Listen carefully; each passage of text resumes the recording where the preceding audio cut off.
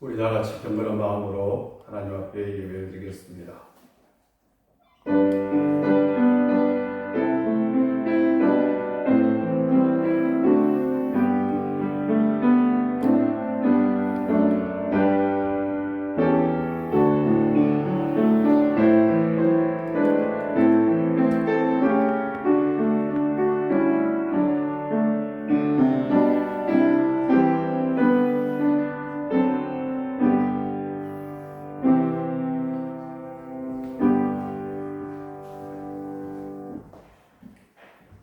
세월을 아끼라 때가 가니라.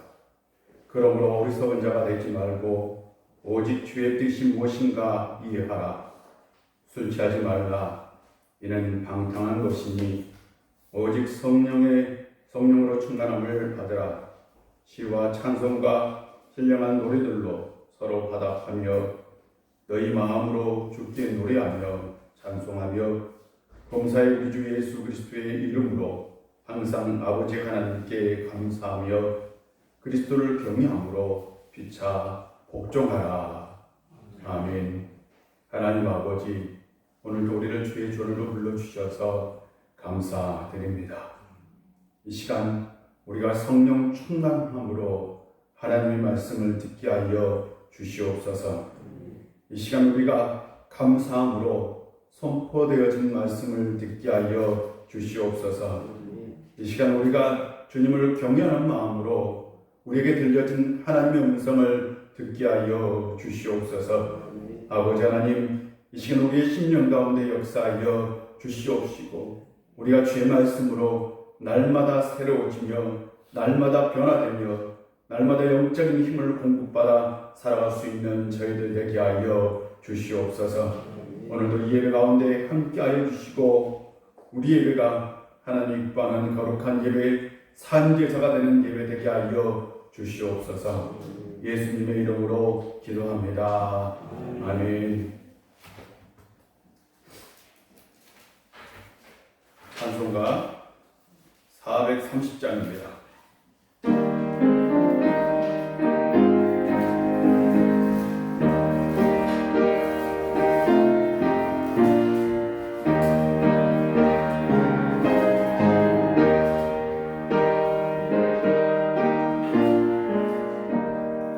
주여 우리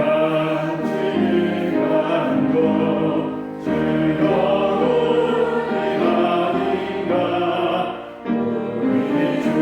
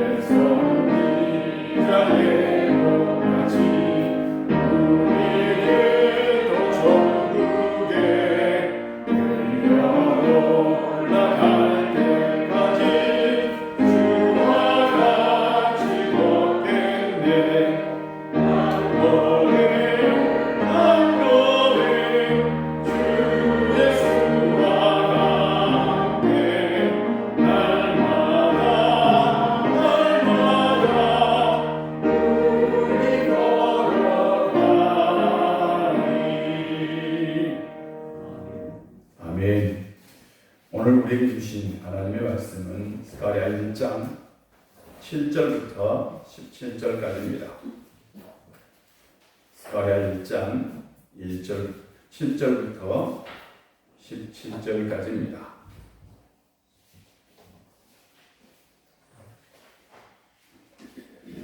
1장, 스가랴 1장 7절부터 17절까지 한 절씩 교독하도록 하겠습니다. 한 절씩 교독합니다. 다리오 왕 제2년 11째 달 곧 스바월 24일에 이또의 손자 베레가의 아들 선지자 스가랴에게 여호와의 말씀이 임하니라.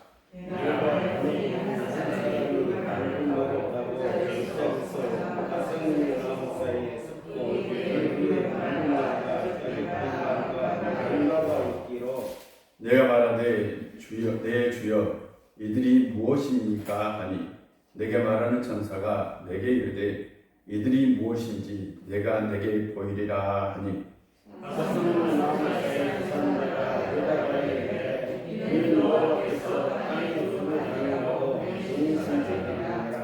그들의 화석류 나무 사이에 선 여호와의 천사에게 말하되 우리가 땅에 두루 다져보니 온 땅이 평안하고 조용하더이다 하더라.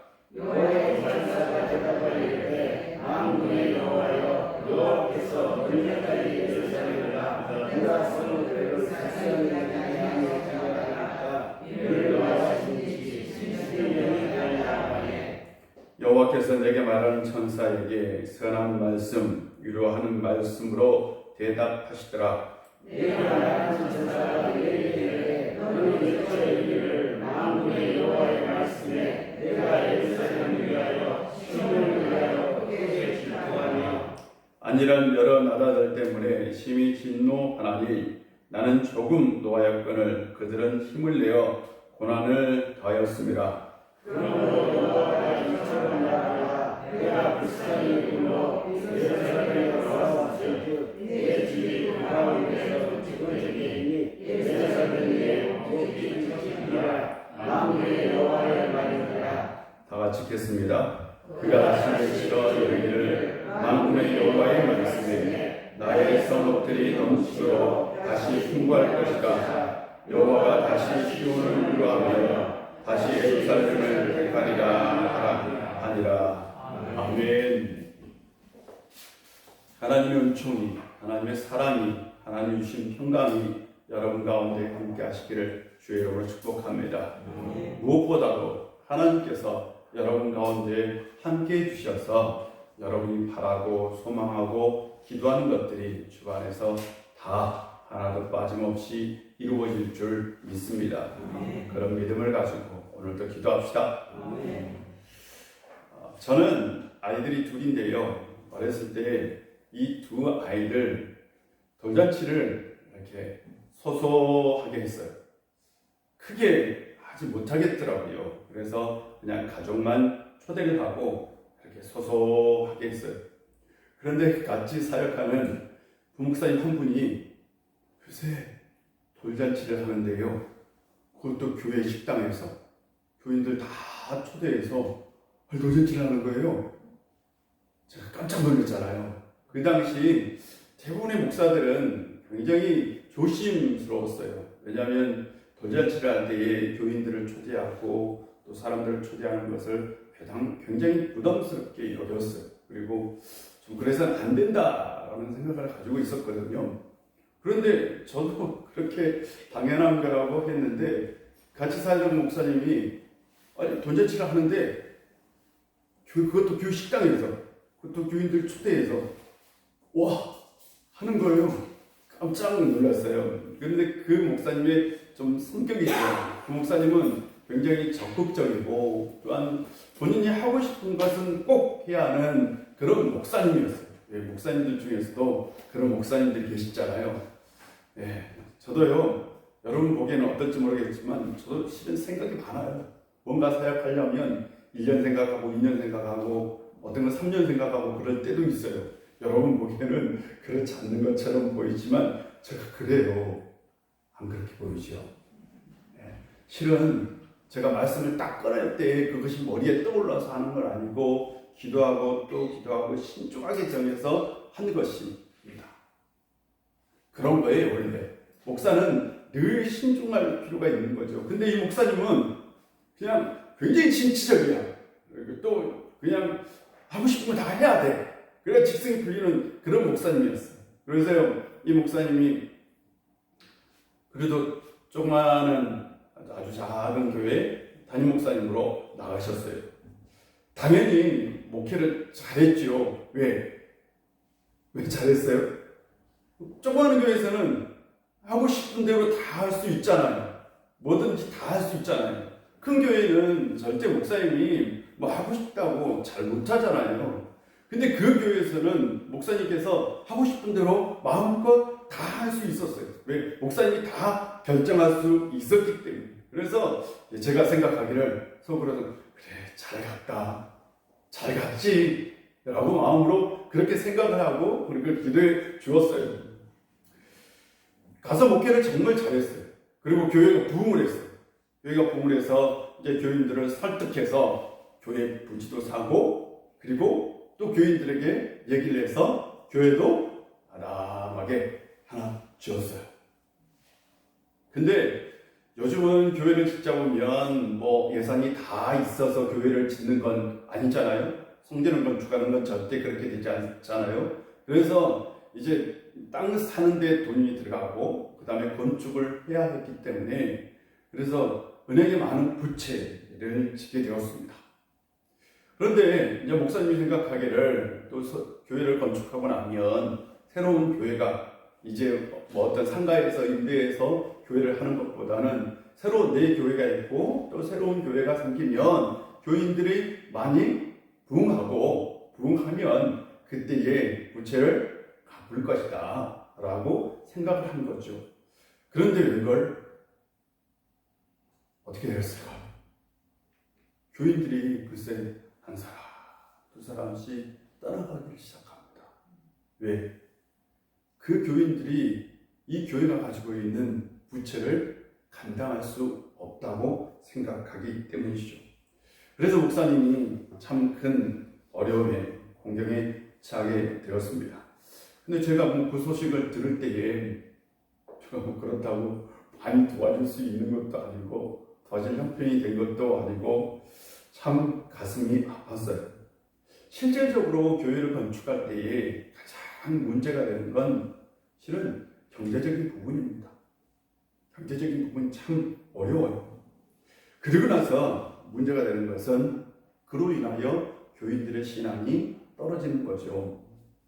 그래서 교회 건축은 늘 신중할 필요가 있고 어느 정도 예산이 준비된 다음에 교회를 꼭 건축해야 하는 거죠. 아마 제가 우리 교회에서 여러분 교회를 건축합시다 하면 여러분들 어떨까요?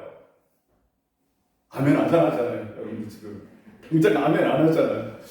목사님 꼭 해야 합니까? 우리 형편으로 안 되는데 실제적으로 저한테 이렇게 말씀하신 교인이 한 분 계셨어요. 목사님 나중에 목사님 목회 잘해서 교회 건축할 거예요? 라고 물어보는 거예요.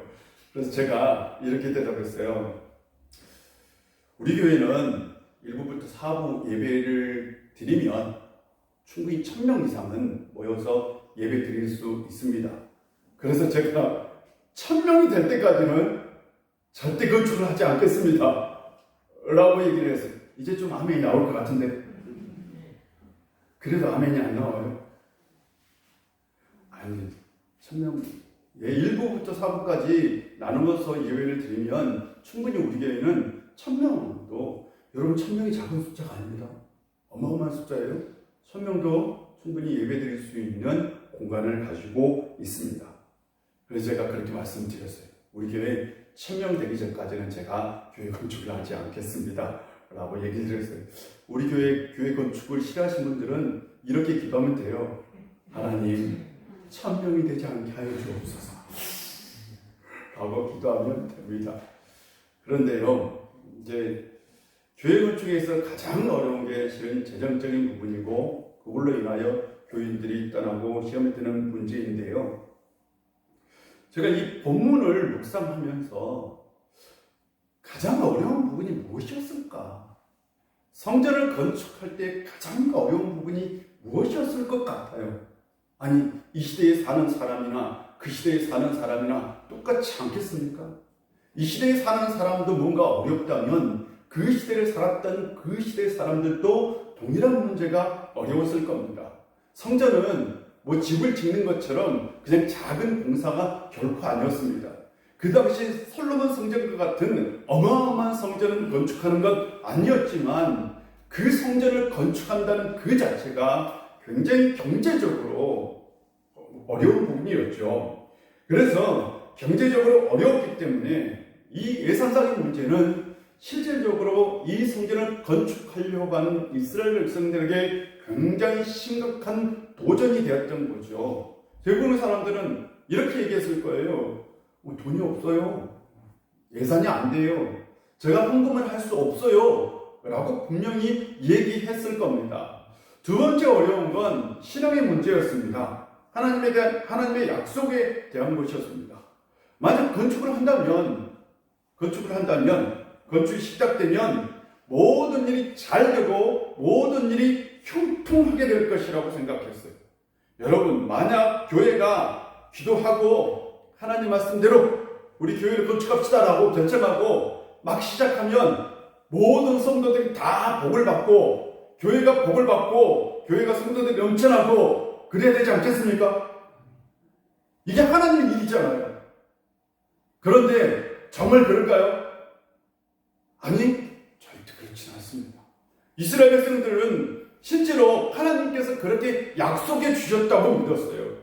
하나님의 성전을 건축하면 말씀대로 이방 사람들이 예루살렘으로 모여들 것이고 그 사람들이 예루살렘으로 모여들 때에 자신들의 모든 재물들을 가지고 와서 하나님 앞에 경배할 것이라고, 그래서 시온 땅이 복받는 땅이 될 것이라고 여겼어요. 근데 웬걸? 정반대의 일이 일어납니다. 이방 사람들이 오히려 이 건축을 방해하고요, 이방 사람들이 오히려 괴롭힙니다. 자신들이 기대했던 것과 정반대의 일이 일어났던 거예요. 그래서 이 두 가지 어려움 때문에 그들은 성전 건축을 중단했습니다.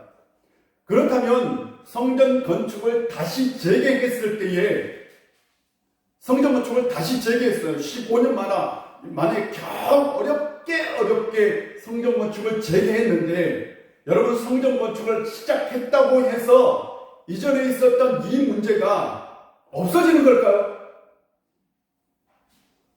설마 그렇게 생각하세요? 없어져요? 경제적인 문제가 사라지고 신앙의 문제가 사라질까요? 아니죠. 전혀 그렇지 않죠. 여전히 경제적인 문제도 가지고 있을 것이고 신앙의 문제도 가지고 있을 겁니다. 그렇다면 이 경제적인 문제, 이 신앙의 문제를 뛰어넘을 수 있는 유일한 방법이 있다면 이 성전을 건축할 분명한 이유와 이 성전을 건축했을 때에 그것이 오는 참된 의미가 무엇인지 확실하게 그것을 하나님께서 보여준다면, 그렇잖아요. 하나님께서 그것을 직접 이것이 무엇인지 보여준다면 그 어려움을 다 극복할 수 있는 거죠. 여러분, 만약에 여러분의 인생 가운데 뭔가 어려움이 있어요. 뭔가 힘든 것이 있어요. 그런데 하나님께서 여러분 꿈을 통해서 또는 말씀을 통해서 또한 기도할 때에 뭔가 하나님께서 여러분에게 응답해 준다면 여러분은 틀림없이 그 어려움을 다 극복할 겁니다. 왜요? 하나님의 말씀이니까. 하나님께서 직접 보여주셨으니까. 그래서 스가랴 선지자의 이 꿈은 뭐였냐면, 꿈은 하나님께서 직접 간섭하시고 하나님께서 직접 지금 이 백성들에게 말씀해 주기를 원했던 것 같아요. 그래서 그는 틀림없이 하나님께 기도했을 겁니다. 하나님, 이 백성들에게 분명히 내가 하나님 이 성전을 건축해야 된다 라고 선포했습니다. 하나님, 그러니 하나님께서 직접 응답하여 주옵소서 라고 기도했을 겁니다. 오늘 그가 첫 번째 환상을 볼 때에 이렇게 기록되어 있어요. 우리 7절을 보면 제2년 다리오 왕 제2년 11번째 달 곧 스바리월 24일에 이또의 손자 베갈의 아들 선지자 스가랴에게 여호와의 말씀이 임하니라 라고 기록되어 있습니다. 11번째 달, 이 달은 주전 2월 15일인데요. 이것은 그가 말씀을 선포한 지, 그가 정확히 말씀을 선포한 지 3개월이 지났을 때입니다. 3개월이 지났을 때에, 그때 지금까지 스가랴 선지자는 아무것도 하지 않고 있었을까요? 그렇지는 않았을 것 같아요. 그가 끊임없이 하나님께 3개월 동안 기도했어요. 그때 하나님께서 그에게 환상을 보여주십니다. 그 첫 번째 환상이 바로 오늘 본문에 나와 있는 환상입니다. 붉은 말을 탄 한 사람이 바로 화석류 나무 사이에 이렇게 서 있었어요. 화석류 나무 사이에 이렇게 서 있었는데 그 사람 뒤에는 붉은 말들과 밤색 말들과 흰 말들이 서 있었습니다. 스가랴가 궁금한 거예요. 그래서 천사에게 묻습니다. 천사님, 이 말들은 무엇입니까? 라고 물어요. 그래서 천사가 스가랴에게 대답하죠. 이 말들이 무엇인지 내가 너에게 보여주겠다. 이 말들은 주께서 온 땅을 두루 다니면서 살펴보라고 보내신 말들이다 라고 얘기합니다. 이 말들은 어떤 말들입니까? 이 세상을 두루 다니면서 이 세상이 어떻게 되어 있는지 그것을 두루 살피는 말들이다 라고 천사가 얘기해줘요. 그때에 이 말들, 뒤에 있는 말들을 타고 있던 그 사람들이 주의 천사에게 직접 보고를 하죠.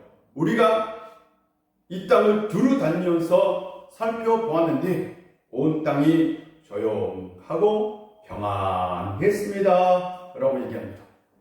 여러분, 세상이 조용하고 평안한 건 좋은 거지요? 대답은 좀 해주세요. 여러분 가정 평안하시길 바랍니다. 아니, 이렇게 해야지. 여러분 가정만 평안해요? 세상이 평안해야죠. 교회가 평안하시길 바랍니다. 세상이 평안했으면 좋겠어요. 지금 코로나 때문에 세상이 얼마나 힘들어요. 그래서 우리는 세상이 좀 평온한 세상, 중국과 미국이 안 싸웠으면 좋겠어. 나는 정말 소망이야. 중국하고 미국이 안 싸웠으면 좋겠어요. 여러분 싸우기를 원해요? 저의 소망은 싸우지 않는 겁니다. 나는 우리나라와 북한이 대결 안 했으면 좋겠어요. 안 싸웠으면 좋겠어. 싸워봤자 종이 될 게 없잖아요. 세상이 좀 평안하고 조용한 것이 얼마나 좋아요. 그래서 천사가 이렇게 보고합니다. 천사들이 그 말을 탔던 두루 세상으로 다녔던 천사들이 우리가 두루 다녔는데 글쎄 세상이 평온하고 아주 조용했습니다 라고 보고합니다. 그러자 이 보고를 받았던 주의 천사가 바로 여호와 하나님께 여쭌 거예요.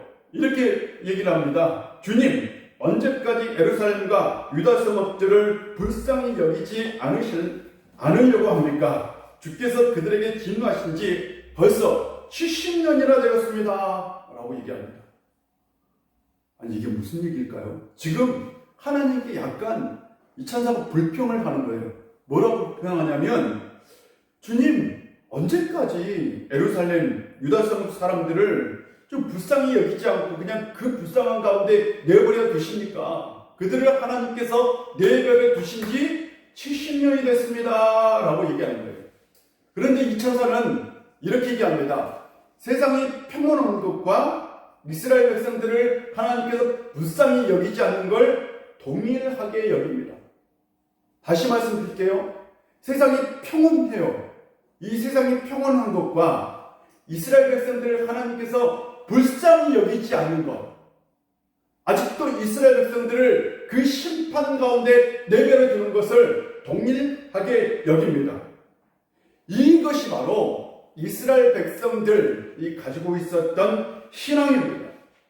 바벨론에서 돌아온 사람들은 자신들 중심으로 하나님 나라가 하나님이 이 세상을 심판할 때에 하나님께서 이 세상을 좀 큰 환난 가운데 있을 때에 그때에 자신의 나라에 이스라엘에 하나님의 나라가 역사할 것으로 생각한 거죠.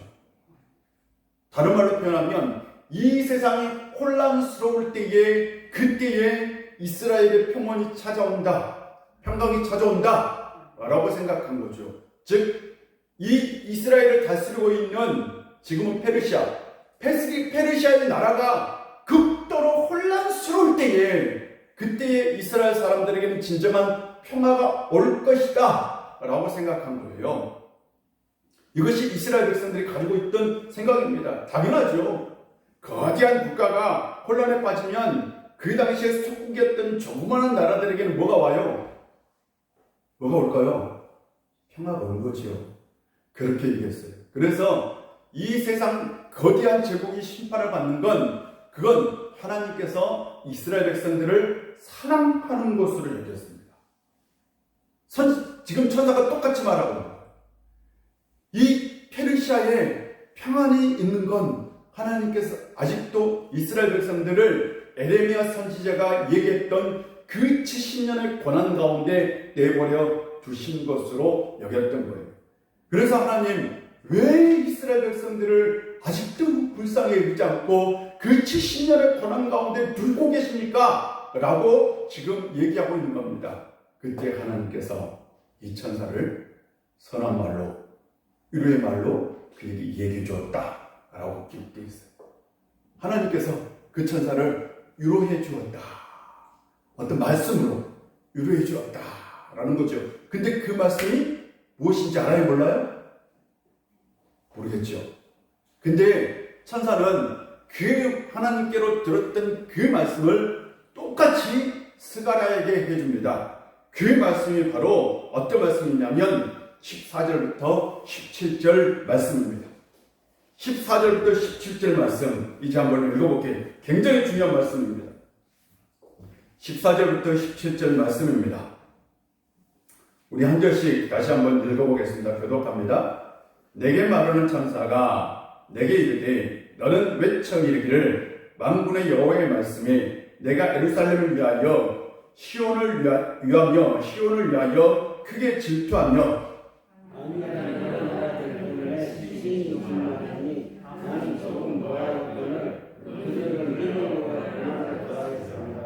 그러므로 여호와가 이처럼 말하노라. 내가 불쌍히 여김으로 예루살렘에 돌아왔은즉 내 집이 그 가운데 건축되리니 예루살렘 위에 먹줄이 쳐지리라. 만군의 여호와의 말이니라.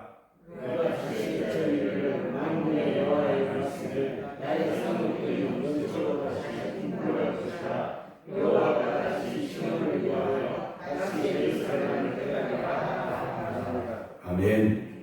하나님의 말씀을 풀어 썼으면 이렇게 말씀하고 있는 거예요. 하나님께서 천사에게 말씀해 주셨는데 이 천사가 다시 스가랴 선지자에게 하나님 말씀을 그대로 전해줍니다. 하나님 말씀은 이겁니다. 나는 예루살렘과 시온을 몹시 사랑한다. 내가 예루살렘과 시온을 몹시 사랑한다. 그러나 안일한 생활을 즐기는 이방 나라들에게는 크게 내가 화가 난다. 이스라엘 백성들을 내가 사랑하고 이방 백성들을 내가 생각해보면 그들에게 화가 난다. 화가 나는 이유는 뭐냐? 내가 내 백성에게는 화를 작게 냈는데, 하나님 말씀이에요. 내가 이스라엘 백성들에게는 화를 작게 냈는데 이방 나라들은 내 백성을 내가 벌 주는 것보다 더 심하게 이스라엘 백성들을 괴롭혔다라고 얘기합니다.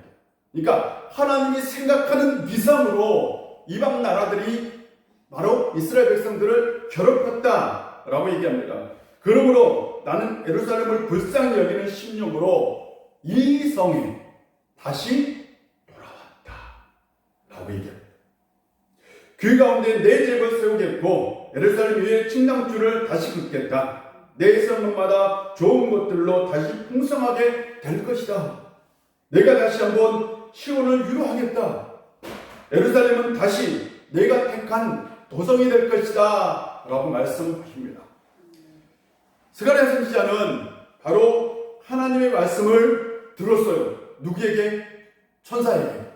그 천사가 전해준 말씀은 7가지가 포함되어 있습니다. 7가지가 포함되어 있어요. 굉장히 중요한 말씀입니다. 첫 번째, 지칠 줄 모르는 하나님의 열심이 이스라엘 백성들을 향한 하나님의 그 뜨거운 열심이 숨어 있어요. 뜨거운 열정, 하나님의 그 마음이 숨어 있어요.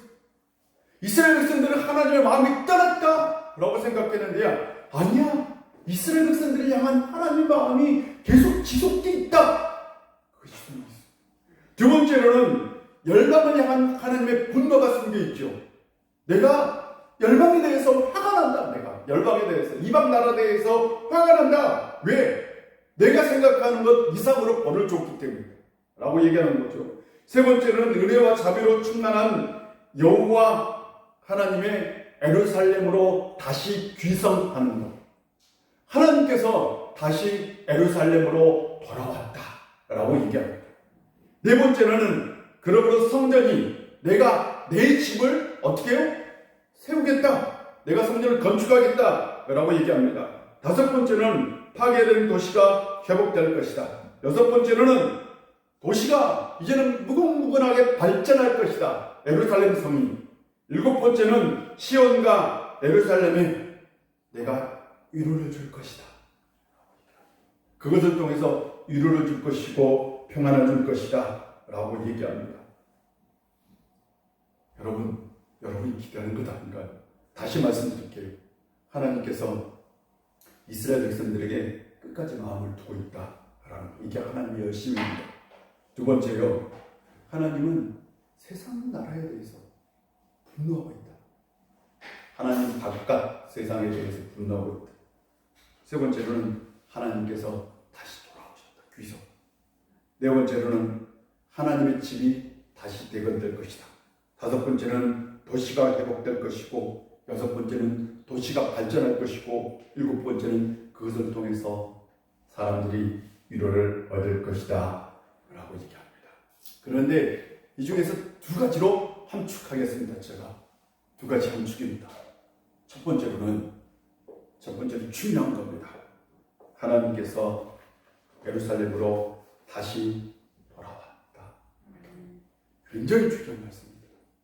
하나님께서 다시 예루살렘으로 돌아왔다 라고 얘기합니다. 이게 환상의 핵심이에요. 내가 예루살렘 백성을 불쌍히 여겨서, 내가 예루살렘 백성들을 불쌍히 여겨서 내가 돌아올 수밖에 없었다. 내가 돌아왔다 라고 얘기합니다. 이것이 바로 지금 스가랴 선지자가 이 환상을 통해서 말씀하고 있는 핵심입니다. 온 땅을 두루 다니는 말들이 세상을 봤어요. 그 두루 다니는 말들이 이 세상이 평온한 것을 보고, 아이고, 이스라엘 백성들이 아직까지 심판 가운데 있구나. 하나님의 마음이 떠났구나 라고 생각합니다. 근데 그때에 하나님은 뭐라고? 아니요. 내가 통한 심령으로, 불쌍히 여긴 심령으로 너에게로 돌아왔다 라고 얘기합니다. 이스라엘 백성들은 성전이 파괴되었을 때에 하나님께서 떠났다 라고 생각했어요. 성전은 하나님의 임재의 상징입니다. 성전은 하나님의 임재의 상징이라고요. 이스라엘 백성들이 생각하는 성전은 하나님께서 임하는 곳이에요. 하나님께서 역사하신 곳이에요. 근데 그 성전이 완전히 파괴되었어요. 성전이 완전히 파괴되었다는 건 뭘 의미할까요? 하나님이 안 계시다. 하나님이 우리를 떠났다. 하나님이 우리를 떠났어. 그래서 이스라엘 백성들은 그 파괴된 성전을 보고 늘 생각했어요. 하나님이 우리를 떠났다. 그래서 우리가 슬픔 가운데 있고 우리가 고통 가운데 있다. 하나님이 우리를 떠났어. 하나님이. 그래서 우리가 이렇게 고통을 받는 거야 라고 생각했어요. 그런데 하나님은 뭐라고 말씀하시냐? 아니야, 내가 다시 돌아왔다 라고 얘기합니다. 하나님이 이스라엘 백성들에게 돌아올 때만, 하나님이 돌아오실 때만이 그들이 소망하고 그들이 바라고 그들이 원하는 것들이 이루어진다는 사실입니다. 그러므로요, 하나님께서 돌아오신 것이 먼저이고 회복은 다음입니다. 이건 중요한 사실입니다. 우리가 복을 받는 것이 먼저가 아니라 하나님께서 우리 가운데 역사하시고 하나님께서 우리 가운데 임재하는 게 먼저죠. 그 다음에 우리가 복을 받고 우리가 평안을 얻는 겁니다. 그런데 우리는 늘 먼저 뭘 생각해요? 우리가 복을 받는 게 먼저라고, 우리가 회복되는 게 먼저라고 생각합니다. 하나님 우리에게 복을 주세요. 하나님 우리에게 평안을 주세요. 하나님 우리를 이 고통에서 멀리 해주세요 라고 얘기합니다. 아니, 그것보다 먼저인 것은 하나님께서 우리에게 오시는 사건입니다. 하나님께서 우리에게 먼저 오셔야 합니다. 하나님의 임재가 우리 가운데 먼저 있어야 합니다. 하나님의 우리 가운데 돌아오신 그 은혜가 그래서 이 세상에서 가장 큰 은혜입니다. 이 세상에서 가장 큰 은혜가 있다면 하나님께서 우리에게 오신 사건입니다. 하나님께서 우리에게 오신 사건이 어떤 사건일까요? 성신자예요. 아닌가요? 하나님께서 우리에게 직접적으로 오신 사건은 바로 성육신 예수 그리스도 하나님의 아들이 우리 가운데 오신 사건입니다. 그래서 우리가 입은 가장 큰 은혜가 있다면 예수님께서 우리 가운데 오신 사건, 성육신의 사건입니다. 이것이 하나님께서 우리 가운데 오신 은혜이죠. 하나님께서 우리 가운데 오실 때에 그때 하나님은 어떻게 해요? 우리를 궁일히 여기셨어요. 우리를 불쌍히 여기셨어요. 그래서요, 하나님의 궁일이 먼저입니다. 하나님의 궁일과 하나님의 사랑이 먼저이고 하나님의 은혜가 베풀어질 때 그때에 우리가 그 사랑을 받고 우리는 그 사랑을 받아들이고 그리고 나서 우리가 하나님 앞에 나아가는 거죠. 늘 우리가 먼저 하나님께로 가는 것이 아니라 신앙의 핵심은 하나님께서 우리 가운데 먼저 오셨다는 사실입니다. 전능하신 하나님, 그 절대자인 하나님이 우리의 인생, 우리의 삶 가운데 이 우주의 역사 속으로 오신 사건이 성육신이고 우리가 그 은혜를 받았습니다. 우리가 하나님께서 오신 사건을 통해서요, 우리는 새롭게 되었고 우리는 변화되었고 우리는 구원을 얻었고 우리는 영생을 얻었고 우리 죄는 용서를 받았습니다. 하나님께서 우리에게 놀라운 은혜, 값없는 은혜를 베풀어 주셨습니다. 그건 분명히 하나님께서 우리에게 먼저 오셨고 그러고 난 다음에 우리가 그분을 영접한 결과입니다. 그러므로요, 하나님의 오심은 우리의 인생의 가장 큰 사건이고 가장 큰 은혜인 것을 기억하십시오. 하나님이 우리 가운데 오셔야 합니다. 여러분 성도님들 가운데 늘 하나님께서 여러분 가운데 임했다는 그 은혜가 여러분 인생 가운데 가장 큰 은혜가 되기를 주의 이름으로 축복합니다. 그렇다면요, 하나님보다 세상적인 것이 먼저라면 그 인생은 위험한 인생이 됩니다. 물질이 먼저 하나님보다 먼저 온다면 그 인생은 망하기 쉽습니다. 꼭 망하는 건 아니에요. 망하기 쉬워요. 다시 말씀드립니다. 물질보다 먼저 하나님이 와야 합니다. 이게 우선순위. 하나님이 오고 난 다음에 물질이 오는 건 상관이 없어요. 그러나 분명히 우리가 기억해야 할 건 하나님이 먼저 오고 그 다음 물질이 와야 합니다.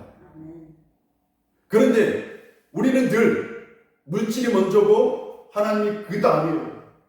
여러분 자녀들 가르칠 때에도 성공이 먼저 오고 그 다음에 하나님이면 절대 안 되는 거죠. 이건 아멘 안 하네.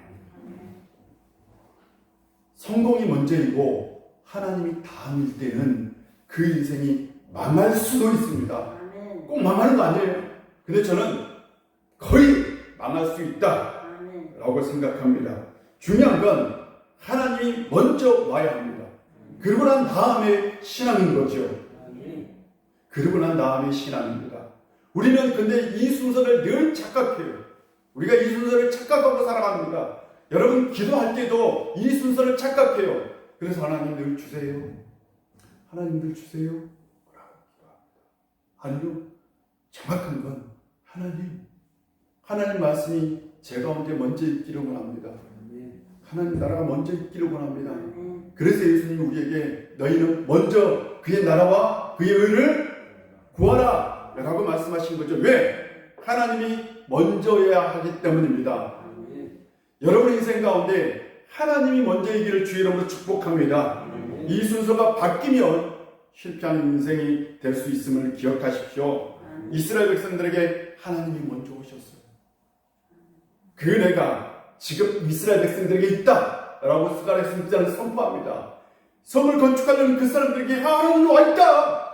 하나님이 지금 너희가 합니까? 너희들 걱정 마라 라고 선포하는 거예요.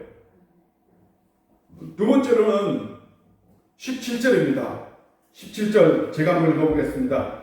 그가 다시 외쳐 이르기를 만군의 여호와의 말씀에 나의 성읍들이 넘치도록 다시 풍부할 것이라. 여호와가 다시 시온을 위로하며 다시 예루살렘을 택하리라 하라 하니라. 근데 예루살렘을 택하리라 라는 말씀을 세번역 성경은 이렇게 번역하고 있어요. 예루살렘이 나의 성, 나의 도성이 될 것이다 라고 말씀하고 있어요. 예루살렘이 나의 도성이 될 것이다. 그러니까 내가 다스리고 내가 통치하는 성이 될 것이다 라고 해석하고 있어요. 그렇게 번역하고 있는 거예요. 하나님의 도성은 하나님의 나라이고 하나님이 통치하는 나라입니다. 하나님이 복을 주고 평안을 주고 하나님께서 원하시는 나라입니다.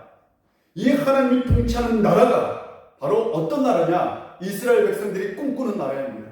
이스라엘 백성들이 소망하는 나라입니다. 이스라엘 백성들이 꼭 이루어지기를 원하는 나라입니다. 그 하나님의 나라가 바로 너희 가운데 올 것이다. 성전을 건축할 때의 그때에 반드시 이 도성이 하나님의 도성이 될 것이다 라고 얘기합니다. 이 스가랴 선지자는 너희들이 성전을 건축하면 이 성전을 둘러싸고 있는 예루살렘과 이 나라가 하나님의 나라요 하나님의 도성이 될 것이다 라고 얘기합니다.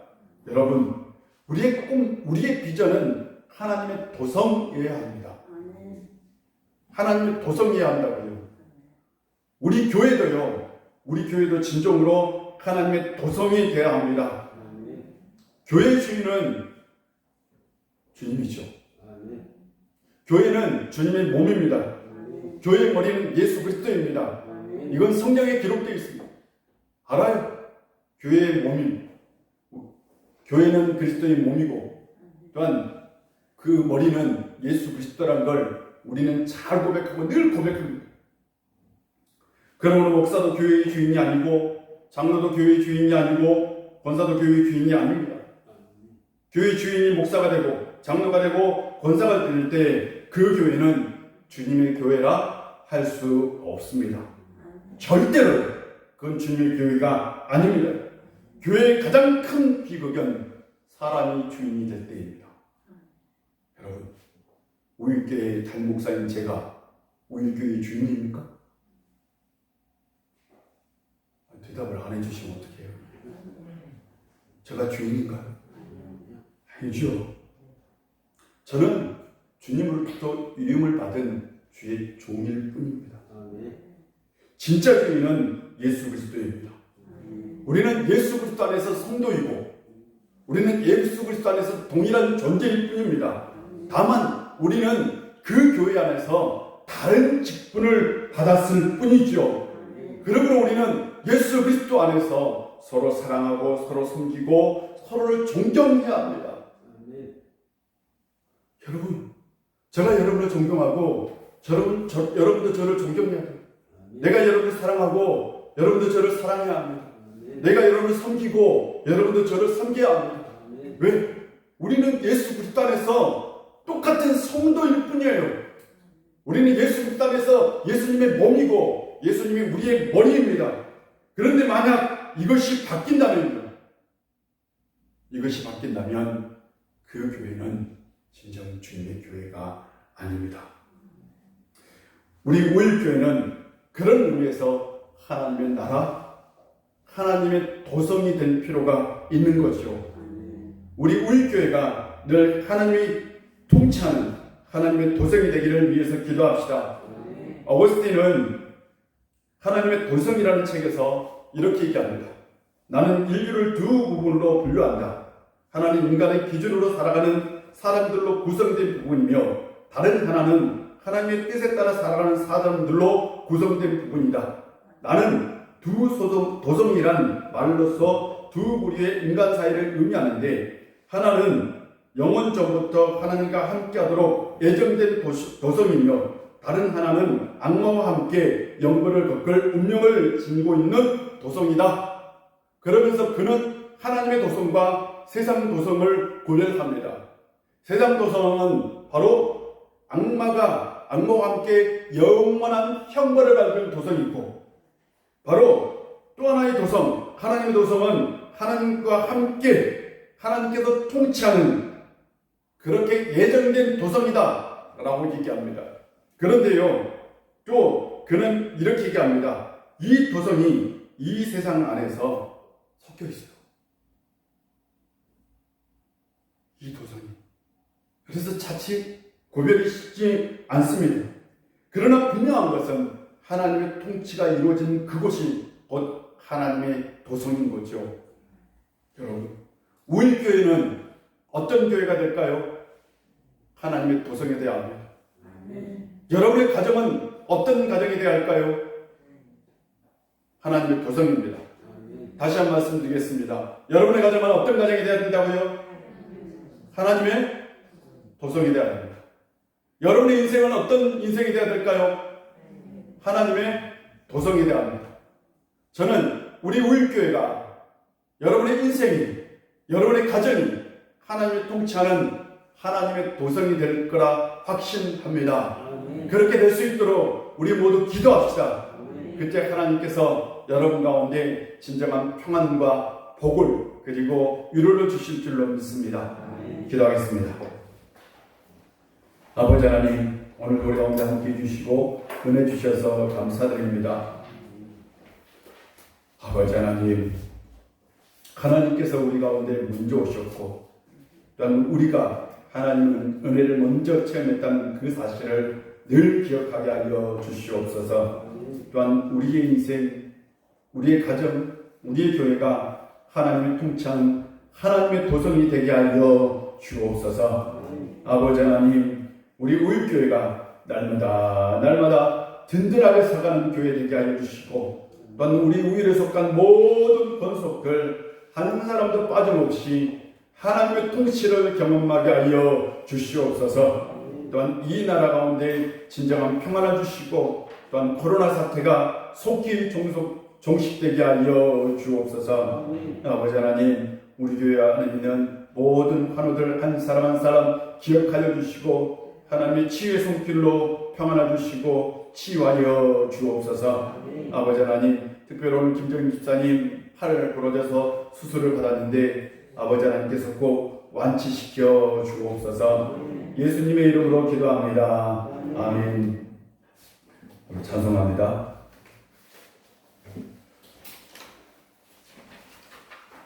(451장입니다)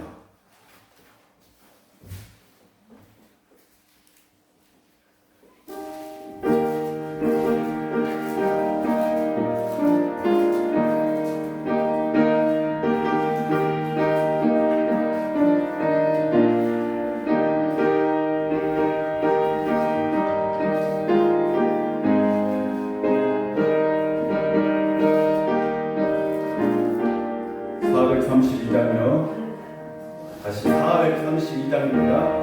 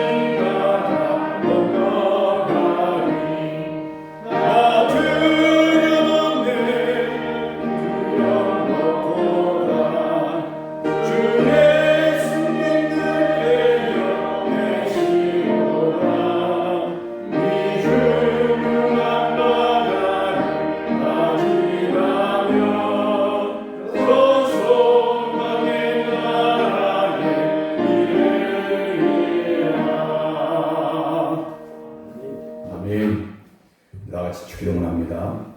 하늘에 계신 우리 아버지, 아버지의 영광을 거룩하게 하시며 영원하게 하시며 아버지의 뜻이 하늘에서와 같이 땅에서도 이루어지게 하소서.